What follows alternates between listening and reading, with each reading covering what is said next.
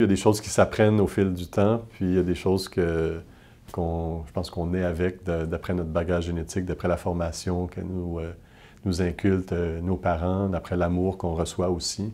Donc c'est important d'avoir une attitude calme et posée lorsqu'on dirige un bateau pour que les gens puissent voir que le capitaine il a l'air de savoir où s'en aller, même des fois si on ne sait pas trop si on s'en va.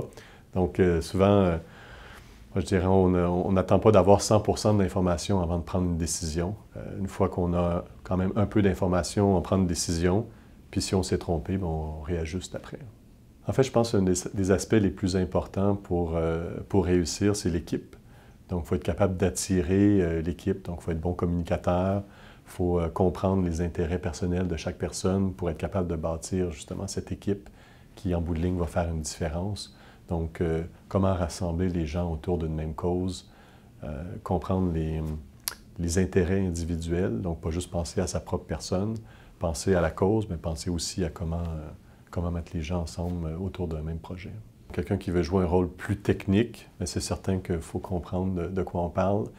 Quelqu'un qui veut jouer un rôle plus de gestionnaire, c'est certain que ça prend une compréhension, mais on n'a pas nécessairement besoin d'aller dans le fin détail. Donc, chaque personne peut avoir des qualités, des forces différentes. Donc, ceux qui veulent coder puis participer à cette révolution-là d'un point de vue purement informatique, oui, ça prend le bagage universitaire pour le faire. Et ceux qui veulent gérer, c'est moins requis, là.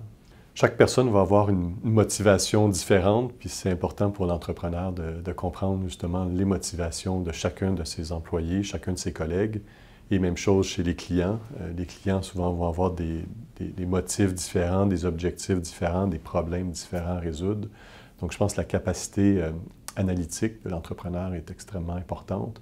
Et je dirais aussi l'intelligence émotive. Donc, il faut être capable de comprendre qu'est-ce que l'autre personne ressent pour être capable de communiquer sur la même longueur d'onde.